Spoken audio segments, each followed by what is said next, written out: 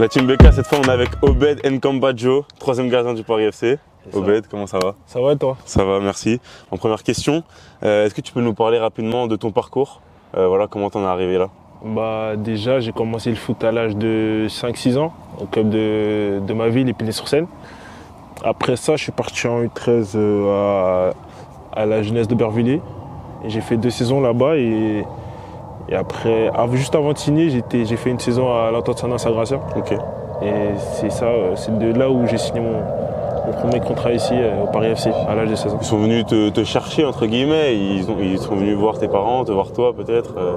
Comment ça s'est fait pour signer au PFC? Je sortais d'une grosse saison, mais durant cette saison, j'ai une grosse blessure qui m'a stoppé pendant 6 mois. Et en gros, je voulais trouver quelque chose pour rebondir et on m'a trouvé ce projet-là et j'ai totalement adhéré. Et c'est pour ça que je suis venu ici.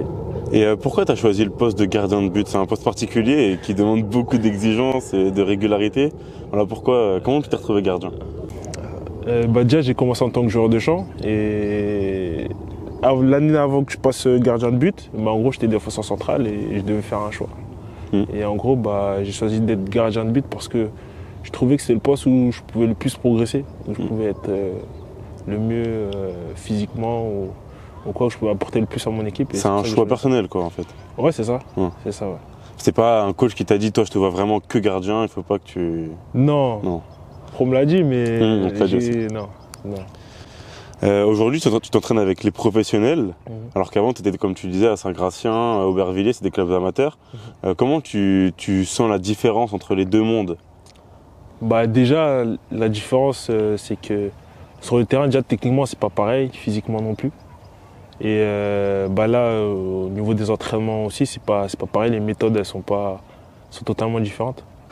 Du coup, ton coach Michael Bouli, il veut vraiment développer le jeu pendant les entraînements. Voilà comment faire la transition entre l'entraînement et le match.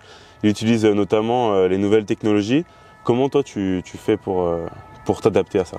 Au départ, c'était compliqué un peu parce qu'il fallait que je m'adapte. C'était nouveau pour moi et par rapport au match, je trouve que ça m'apporte beaucoup, que ce soit dans la vision de jeu ou dans mon feeling sur le match. Et d'un point de vue physique, est-ce que tes entraînements, tu sens qu'ils t'apportent aussi quelque chose dans le match?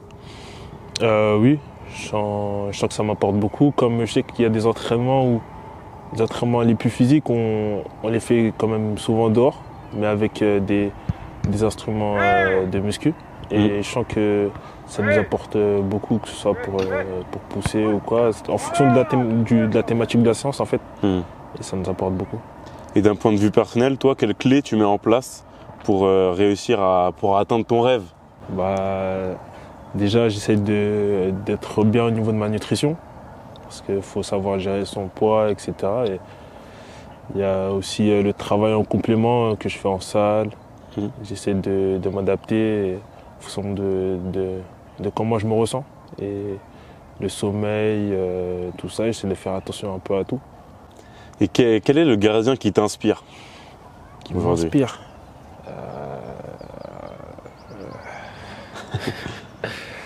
le gardien qui m'inspire, je vais dire, déjà, il y en a un que je côtoie tous les jours, je vais dire Vincent de Marconnet. Je sais que j'apprends beaucoup avec lui.